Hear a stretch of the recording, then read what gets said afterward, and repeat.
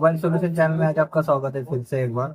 आज अपने पास एक S23 अल्ट्रा आया है। ये पूरी तरह से डेड है और इसका जो प्रॉब्लम है वो अचानक चलते चलते बंद हो गया है। तो इसका जो प्रॉब्लम रहता है वो रैम रिलेटेड प्रॉब्लम रहता है। और अब हमें इसका जो प्रोसेसर है पूरा निकाल के क्लीन करके जो प्रोसेसर की प्रोसेस रहती है वही करनी है। तो ये S23 अल्ट्रा है। जैसे अभी पूरी तरह से डेड कंडीशन में है। जैसे ऑन ऑफ बटन प्रेस करते हैं तो कोई चालू नहीं होगा या फिर भी नहीं होगा, पूरी तरह से ब्लैंक है, पूरी तरह से डेड है। और चार्जिंग लगाने के बाद भी कुछ आते हैं एमपीएच कंज्यूम नहीं करता है, वो मैं आपको बैक कैमरे से दिखाऊंगा। अभी बोर्ड की कंडीशन पूरी फ्रेश है। अभी इसी पे काम नहीं हुआ है, पूरा फ्रेश मदरबोर्ड है। अब हम इस पे काम करने वाले हैं। ये देखिए, बोर्ड पूरी तरह से क्लीन है। अभी इस पे काम कुछ भी हुआ नहीं है। तो पहली बार ही हम काम करने वाले हैं इस पे। और इसी का प्रॉब्लम अभी सॉल्व करने वाले हैं। तो चलिए दिखाता हूँ मैं आपको बैक कैमरे से इसकी कंडीशन कैसी है और क्या है, एम्पियर कंज्यूम करता है या नहीं करता है, डीसी मशीन पे कितने देर स्टक है। चलिए अभी हम सब मदरबोर्ड मोबाइल में लगाएंगे। लगाने के बाद सबसे पहले मैं आपको दिखाता हूँ एम्पियर कितना कंज्यूम करता है। जैसे ही मैं चार्ज लगाऊंगा यहाँ पे 0 चार्ज स्टक हो जाएगा। ओनली 0.4 एम्पियर कंज्यूम करेगा, 0.4। और जैसे ही मैं डीसी मशीन पे आपके चेक करके दिखाता हूँ तो डीसी मशीन पे स्टक रहेगा।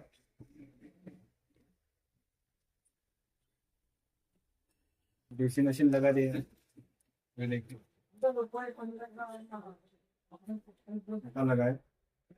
जैसे मैं आना बटन प्रेस करूंगा, ये देखिए 265 पे स्टक हो गया। मतलब इसका रैम वर्क कर नहीं रहा है, इसके वजह से स्टक है पूरी तरह से। 273 260 ऐसे स्टक रहेगा। तो हमें इसका अभी इसकी कंडीशन पूरी फ्रेश है। तो सबसे पहले हम इसका जो काम है अपना काम करेंगे सीधा प्रोसेसर के ऊपर, क्योंकि इसका रैम वर्क नहीं कर रहा है। तो ऊपर इसको रख देते हैं, बढ़िया चलिए देखते हैं फिर पूरी प्रोसेस। सबसे पहले हम इसको लगाएंगे स्टैंड में, पीसीबी स्टैंड में। पीसीबी स्टैंड में लगाने के बाद शील्ड उतारेंगे।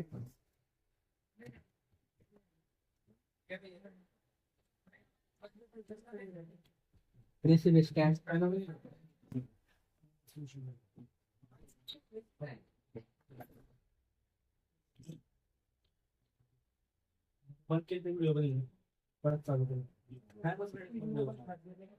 पीसीबी स्टैंड में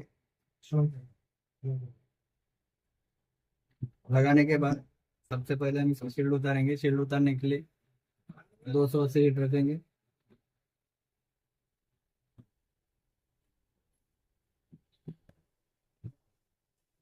280 हीट पे निकालेंगे।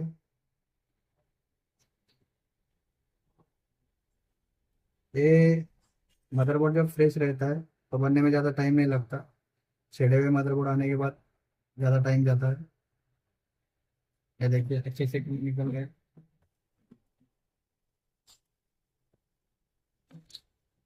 निकलने के बाद सबसे पहले हमें लगते हैं सीपीयू ओपनर, ग्लू कटर और ग्लू क्लीनर। 3 ब्लेड लगेंगे। तीनों के तीनों ब्लेड हम साथ में ले लेते हैं। में यूज में आएंगे ये 3 ब्लेड। और ये ऊपर का कूलिंग थर्मल पेस्ट निकालने के लिए सबसे पहले हम थर्मल पेस्ट निकाल लेते हैं इसका।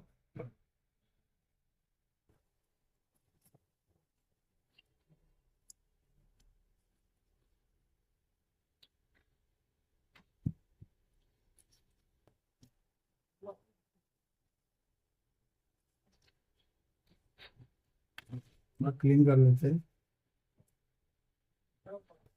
सबसे पहले हम इसका निकालेंगे रैम।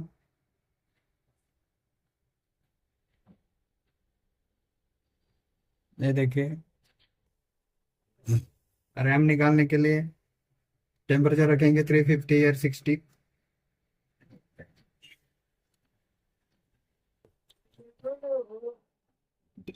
गन यूज कर रहा हूँ क्विक की 861DW। CPU opener blade.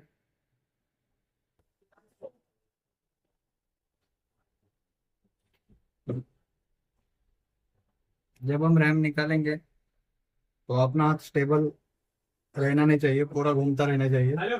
एक ही जगह पे रुकना नहीं चाहिए।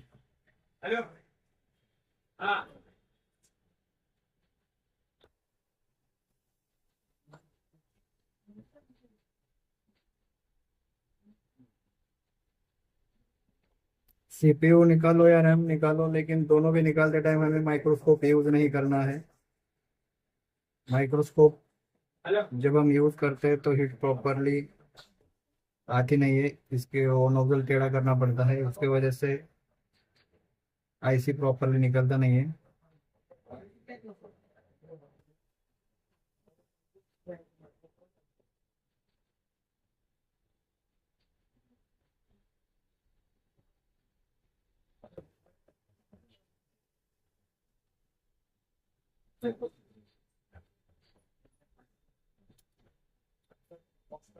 जैसे ब्लेड अंदर इंसर्ट हो, धीरे धीरे से हल्का हल्का ब्लेड अंदर इंसर्ट करना है। ये देखिए, रैम अच्छे से निकल गया है।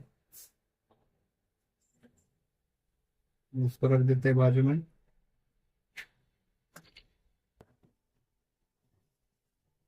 सीपीयू को कर देते हैं क्लीन अच्छे से। सीपीयू की ऊपर की साइड क्लीन करने के लिए हम यूज करेंगे 138 पीपीडी, उससे टेम्परेचर डाउन होगा और क्लीन करने में हमें आसानी होगी। मैं क्या, ये मार्ट का पीपीडी है 138, वही हम यूज करने वाले हैं।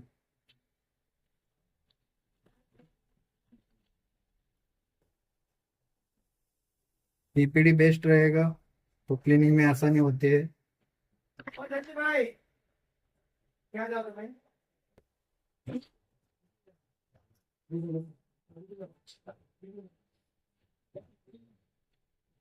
और 138 पीपीडी से जो ब्लैक स्पॉट आते हैं, पीपीडी जो ड्राई सोल्ड हो जाती है, बॉल ड्राई सोल्ड हो जाते हैं वो भी क्लीन हो जाते हैं। और विक यूज करते हैं हम बोट की, ये भी अच्छी क्वालिटी की है।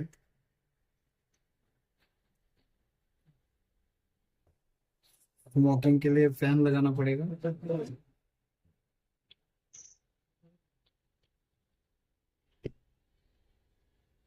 लगाया फैन।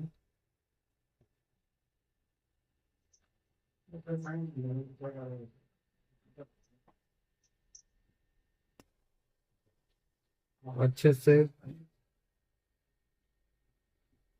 क्लीन करने के बाद पानी उसका निकालेंगे। सीपीयू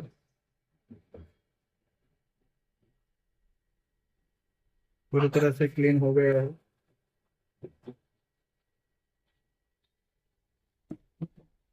अभी देखिए, ये सीपीयू पूरा चीज पूरी तरह से साइड से कवर किया हुआ है शील्ड से, तो हमें सीपीयू निकालने के लिए थोड़ी हार्डनेस देखनी पड़ेगी। इसके लिए हम ये साइड की, इस साइड की जो शील्ड है, ये दोनों साइड से यहाँ से कट करेंगे ग्राइंडर से।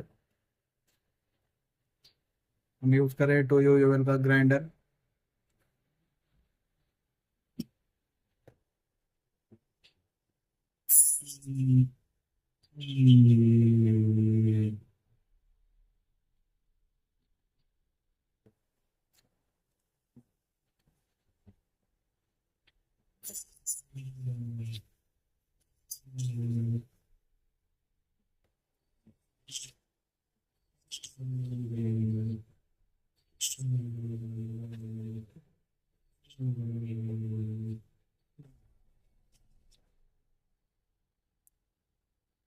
ग्राइंडर से कट लगाने के बाद पकड़ कर से हम उसको एक बार निकाल लेते हैं। ये देखिए,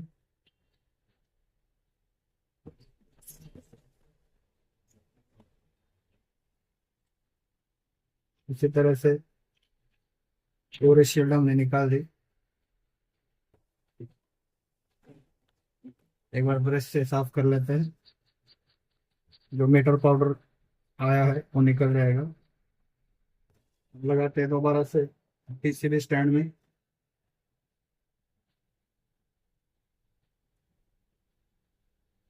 पीसीबी स्टैंड में लगाने के बाद इसका ग्लू कट करेंगे 280 हीट पे।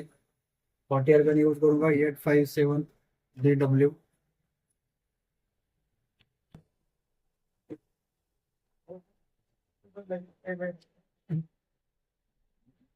अभी यूज करूंगा मैं माइक्रोस्कोप। आपको दिखेगा नहीं, आपको कैमरे में दिखेगा। ब्लू क्लीन करने के लिए सीपीयू प्रोटेक्ट करना है। 280 पे ब्लू क्लीन करना है। 288 रख के मैं ब्लू क्लीन कर रहा हूँ।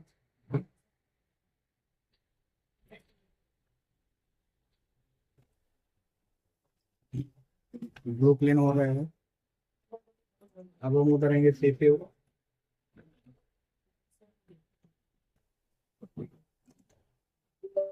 सीपीयू निकालने के लिए अपने पास गन है।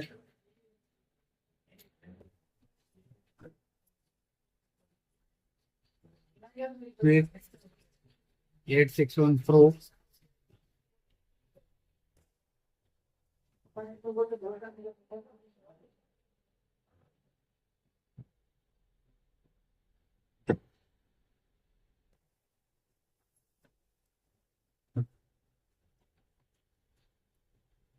इसका टेम्परेचर है 380 हिट। और एड कर देता हूँ मैं 75। इंटरनल स्टोरेज को करते प्रोटेक्ट।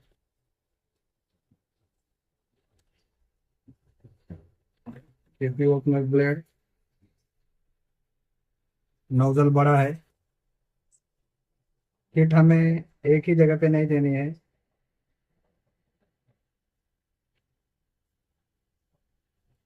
हिट अगर एक जगह पे पड़ गई तो हमारे सीपीयू डैमेज होने के चांस रहते हैं। सीपीयू बड़े रहते हैं अल्ट्रा सीरीज के।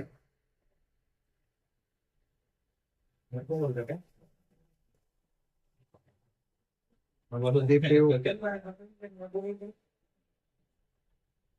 जब ब्लेड ठीक से अंदर इंसर्ट हो जाए तभी हमें ब्लेड अंदर इंसर्ट करनी है।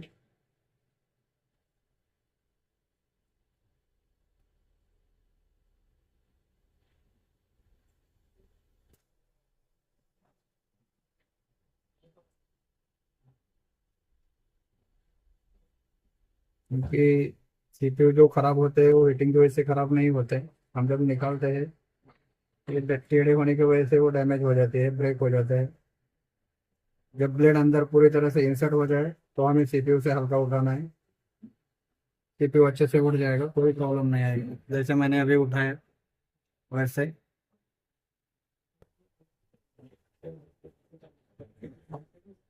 पूरे अच्छी तरह से सीपीयू हमारा निकल आया है। जूम करने की वजह से थोड़ा फट गया है।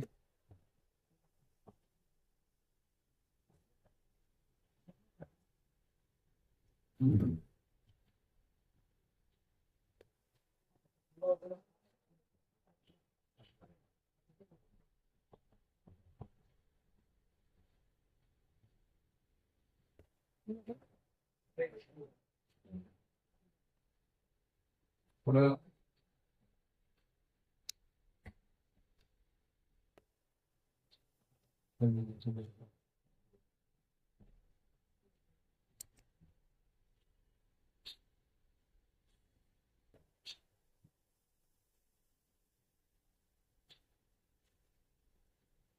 लाइट की वजह से वैसे हो रहा है।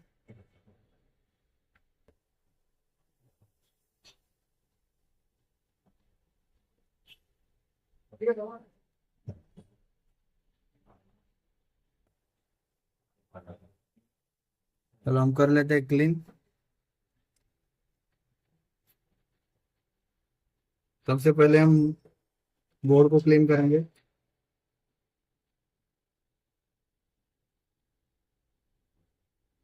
बोर्ड को क्लीन करने के लिए 138 PPD यूज करेंगे। जैसे मैंने सीपीयू के ऊपर की लेयर साफ की थी।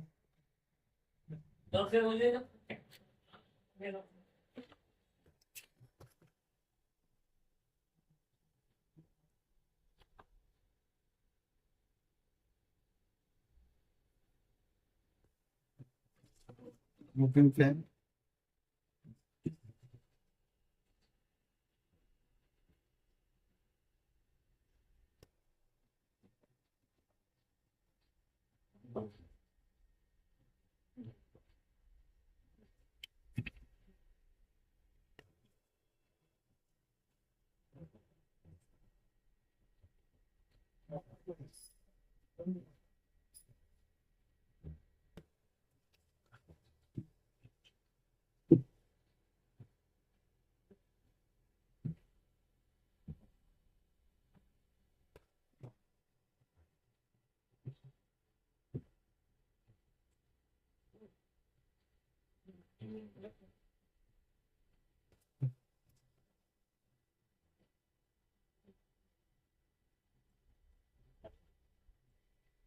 138 ppt से क्लीन करने से ग्राउंड जीरो तक क्लीन हो जाता है पूरी तरह से।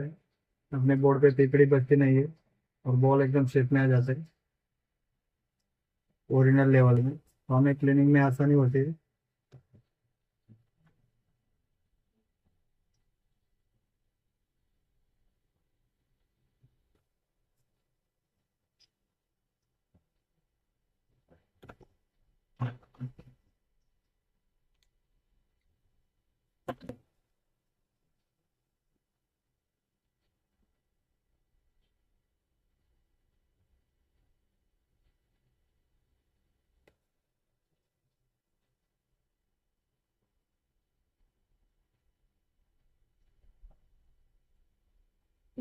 जैसे हम 138 पीपीडी यूज करते हैं, उसके बाद क्लीन करते टाइम पूरी पीपीडी जो है अपने विक के साथ चले जाते हैं। इस वजह से हमें क्लीनिंग में ज़्यादा तकलीफ आती नहीं है।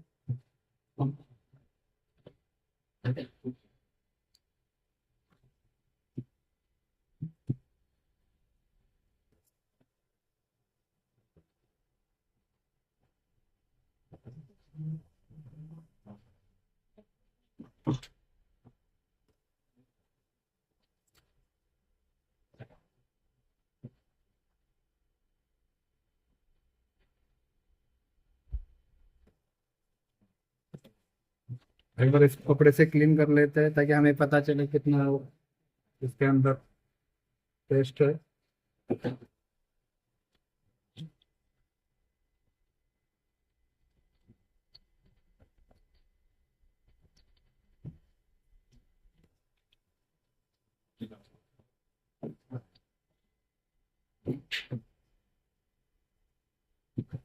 दोनों साइड थोड़ा थोड़ा बचा हुआ है, तो हम सबसे पहले वही क्लीन कर लेते हैं। वो क्लीन करने के लिए हम यूज करेंगे ग्लू क्लीनर, मैंने जो आपको वीडियो में बताया था, ये वाला।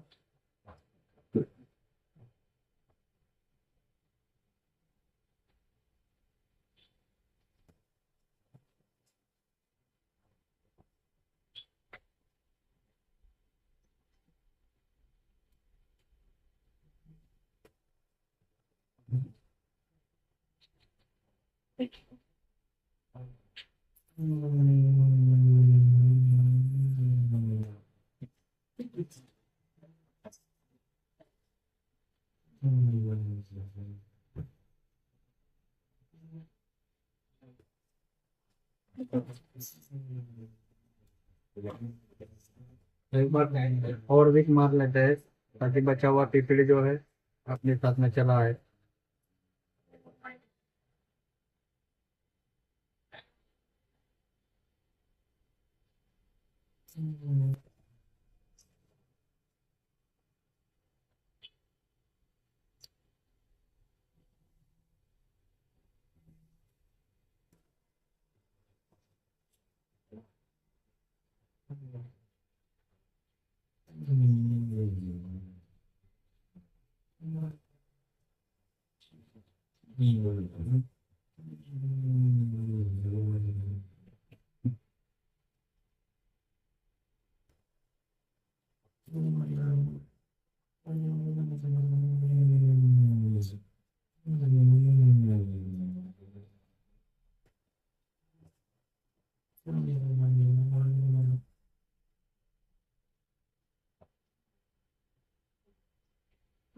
अब ये सब पूरी तरह से क्लीन हो गई है। अब इसको एक बार कपड़े से हल्का सा क्लीन कर लेते हैं।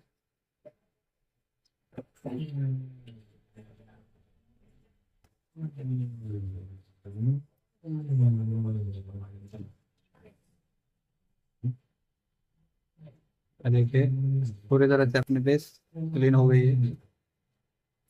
तो दूसरी स्टेप है, अभी इसको रख देते हैं बगल में। तो भी रख देते बगल में। अब हमारी बारी है सीपीयू क्लीन करने की।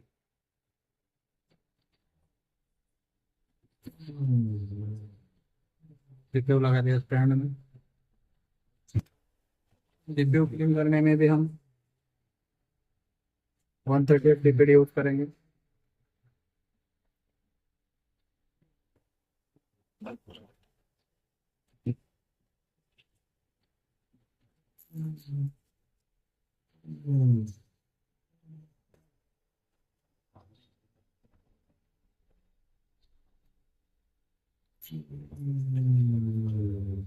उसके ऊपर पे भी एक घुमाएंगे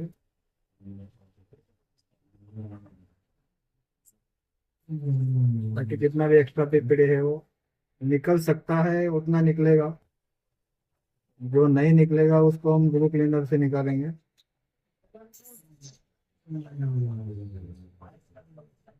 फिल्टर कैप निकाल देते हैं।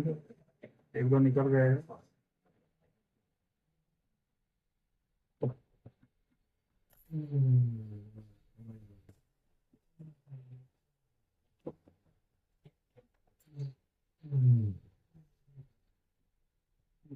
बाकी हम ग्लू क्लीनर से निकालेंगे। इसको एक बार कपड़े से क्लीन कर लेते हैं।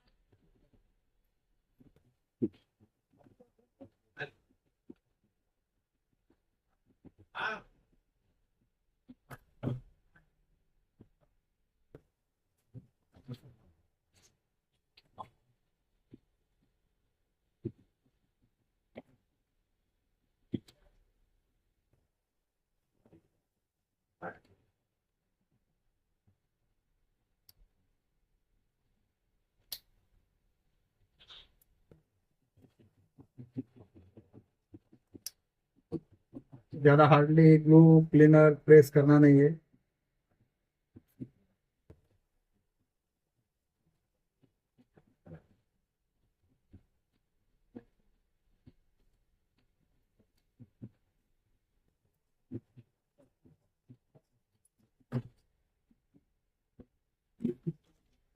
इससे पे थोड़े सेंसिटिव रहते हैं।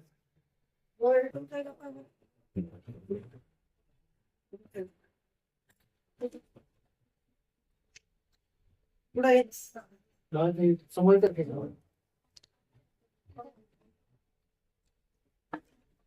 एक बार विग घुमा लेते हैं। विग घुमाते टाइम पे आयरन का टेम्परेचर 350 चाहिए क्योंकि हम चला रहे हैं सीपीयू पे। सीपीयू बोर्ड पे ना होने की वजह से वो ज़्यादा हीट सहन नहीं कर पाता।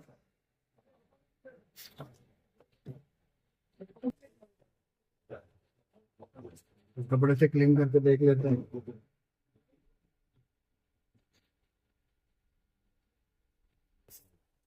जो हल्का हल्का ग्लू बचा है उसको हम ट्यूबर से रिमूव कर लेंगे।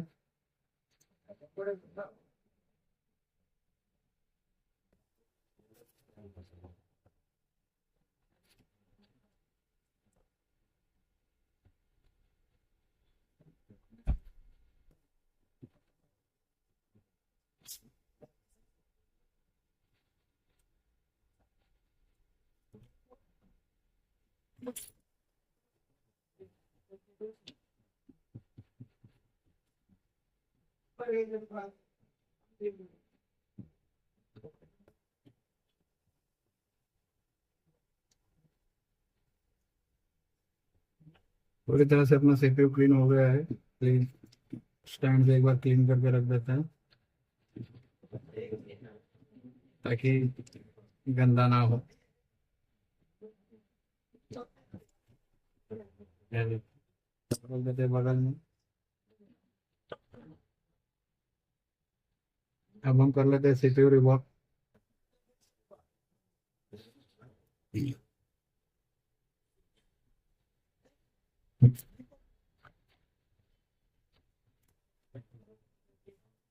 नहीं हो,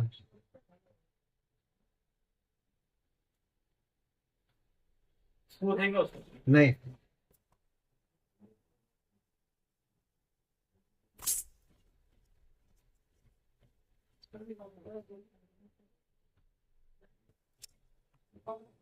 सीपीयू रिकॉल करने के लिए हम सीपीयू यूज करेंगे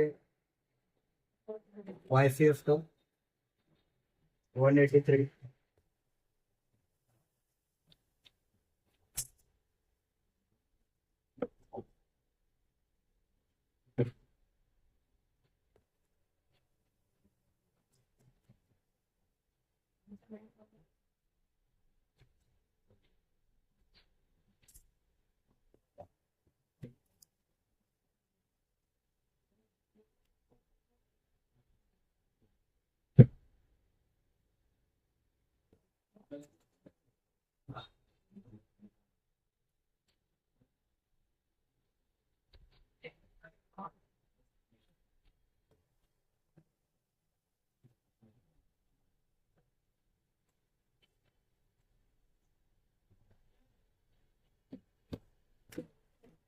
सीपीयू लेंगे YCS 183।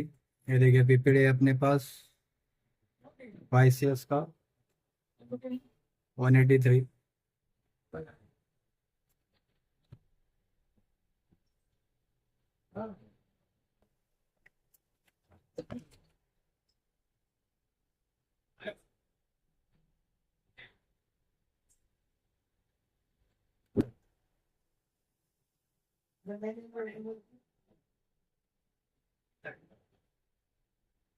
जो ब्लैक स्पॉट मतलब ड्राई सोल्ड बॉल रहते हैं, उसको भी बगैर क्लीन किए हम रिवॉल्व कर सकते हैं। अगर वाईसीएस का पीपीडी है तो वो भी ब्लैक स्पॉट है, वो अच्छे से रिवॉल्व हो जाते हैं।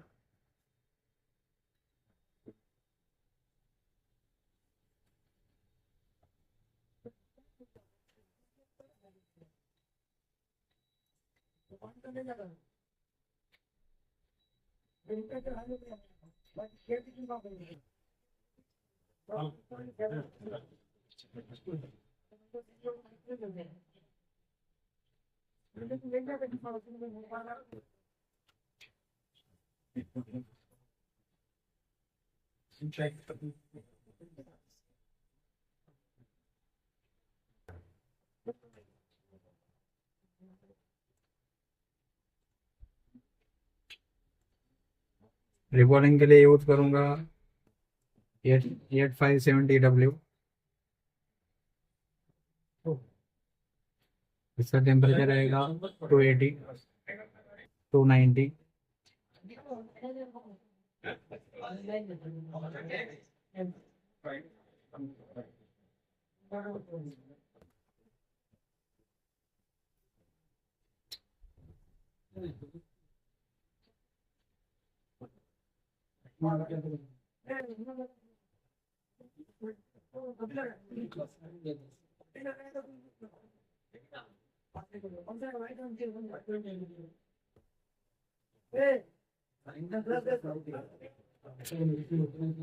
ये हो गया अपना रिवॉल्व। इसका एक बार प्लग प्लस डाल के ये हॉट कर लेते हैं ताकि बॉल अपने सेकने आ जाए।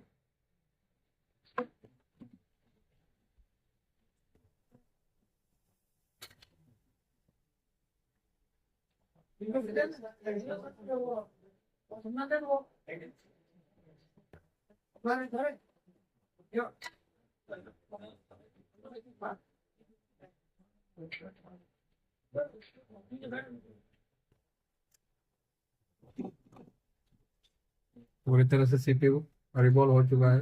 अब हम इसको बोर्ड में फिक्स करेंगे।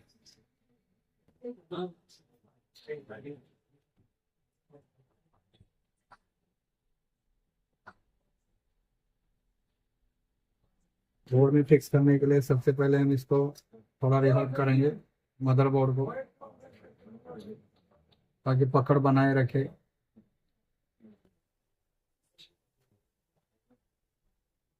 ये देखिए, अब हम डायरेक्टली पे थोड़ी फ्लक्स लगा के रख देते हैं सीपीयू। एक फ्लक्स इसलिए लगाते हैं ताकि जो अपना सीपीयू है जब हम छोड़ दे तो उसकी पकड़ बनाए रखे, फ्लक्स की वजह से। इसके कॉर्नर मैच करके हम अलाइनमेंट करके हिट दे देंगे तो अपनी जगह ये पकड़ लेगा।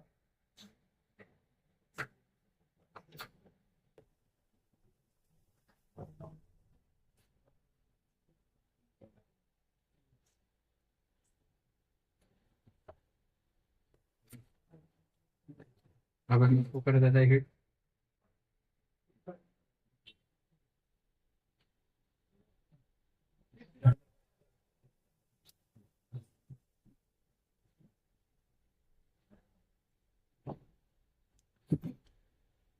बिठाने के लिए हम यूज करेंगे 861DW।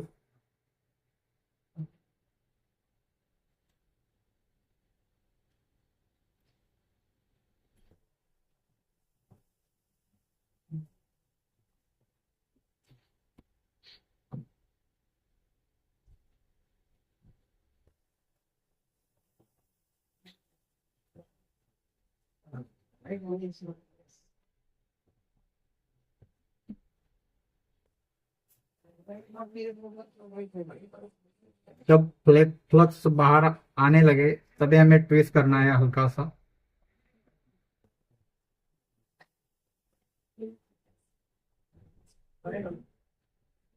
तो अपने अपनी शेप में सीपीयू बैठ जाएगा, अपनी अपनी जगह ले लेगा।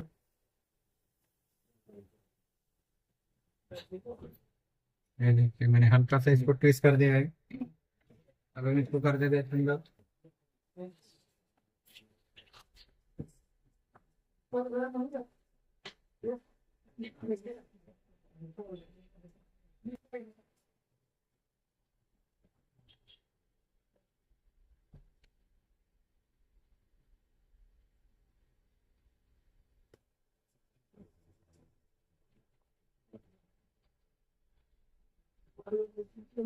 ठंडा होने के बाद बॉडी में डाल के सीपीयू प्रॉपर बैठा है नहीं वो चेक करेंगे, कंफर्म करेंगे, उसके बाद फिर रैम लगाएंगे।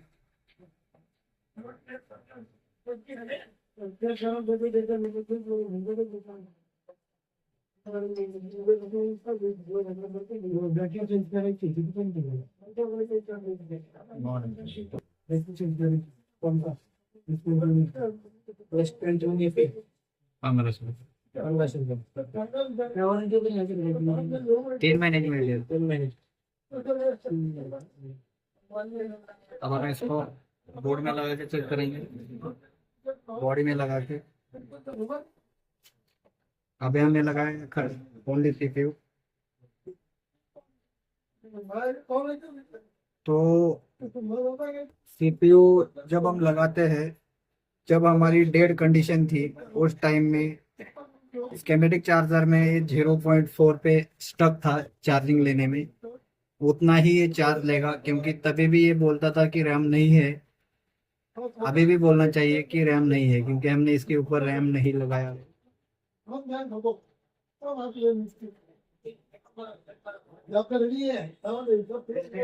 फिर भी एक बार चेक कर लेते हैं। मार्केट की हाँ ये देखिए देखते भी हम।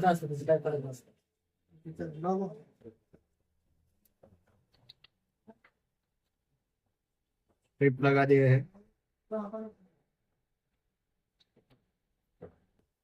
सबसे पहले हम स्केमेटिक चार्जर पे चेक कर लेते हैं कितना एम्पियर कंज्यूम करता है।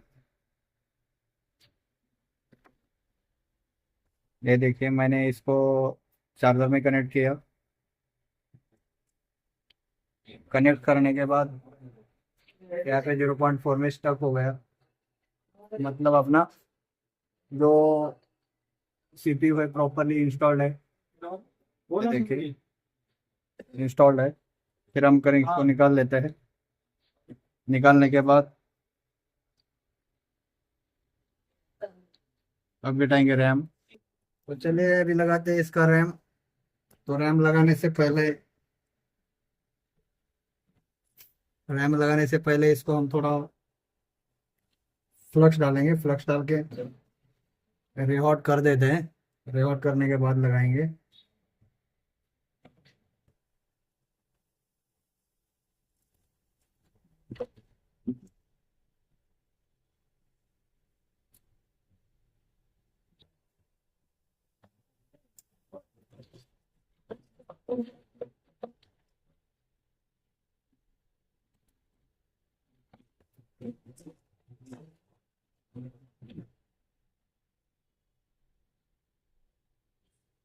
रैम लगाने के लिए हम वाटर गन 8620 यूज करेंगे।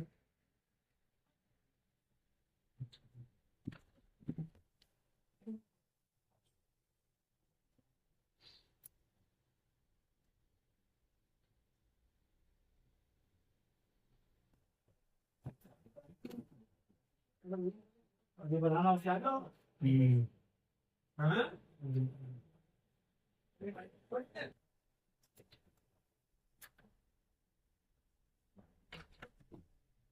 जब हम रैम लगाएंगे तो इसके सीपीयू के ऊपर की जो बेस है वो पूरी क्लीन होनी चाहिए।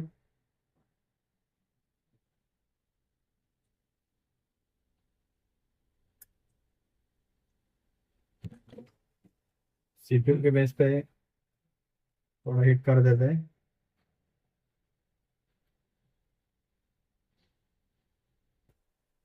अब लगाएंगे रैम।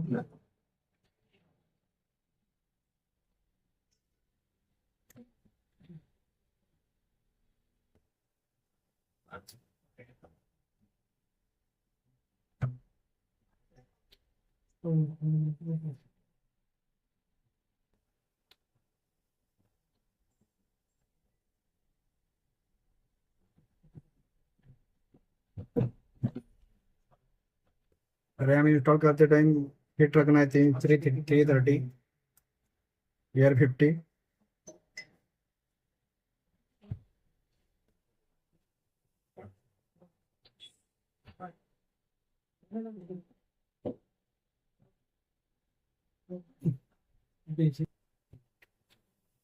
सारी दिन से मंदिर निकाला इसमें अल्लाह का नाम से बताने के लिए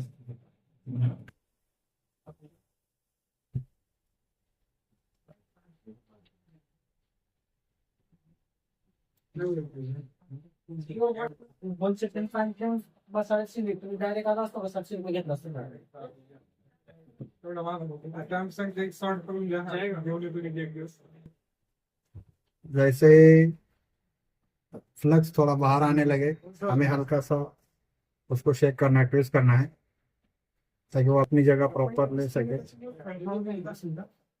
बंद चालू होते दिसलं हां कारण इथे दाबले ना ये देखिए हल्का सा वो अपनी जगह पे शेक हो गया।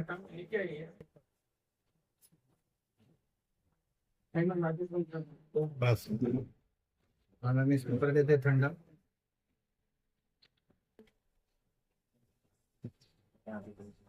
आपको ये तो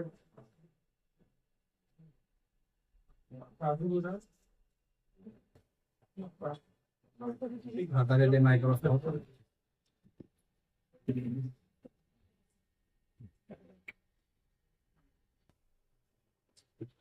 तो थोड़ा गर्म रहते ही इसको क्लीन करेंगे तो अच्छे से क्लीन हो जाएगा, इसलिए मैं थिनर से बोर्ड थोड़ा क्लीन कर लेता हूँ। उससे क्या होगा, पूरा क्लीन हो जाएगा।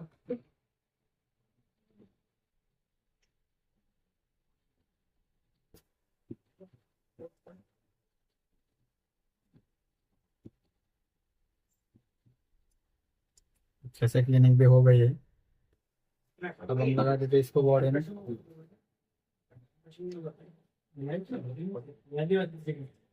वर्षी 2 वर्ष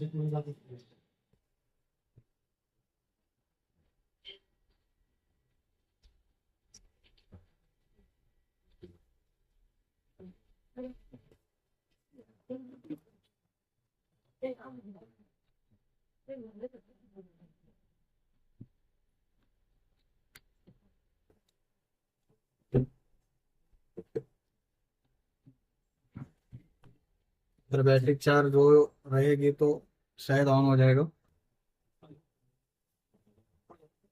शायद बैटरी चार्ज नहीं है।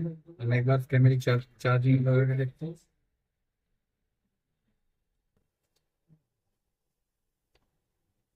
मैं देखते चार्जिंग सिंबल अपना आ गया है। अभी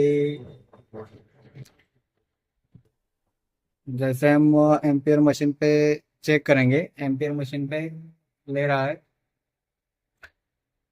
0.9, मतलब इसका बैटरी लो है तो थोड़ा टाइम लगेगा।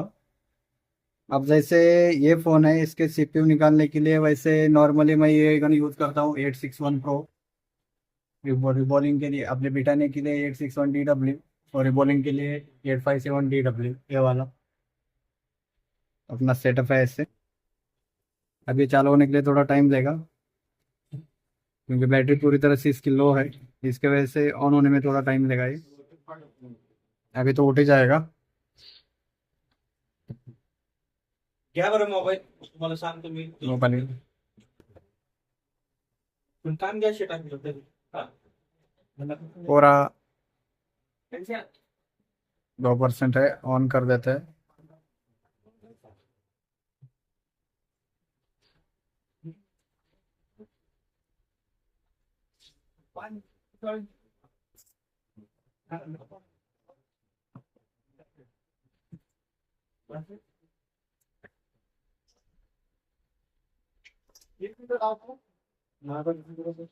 Outer communication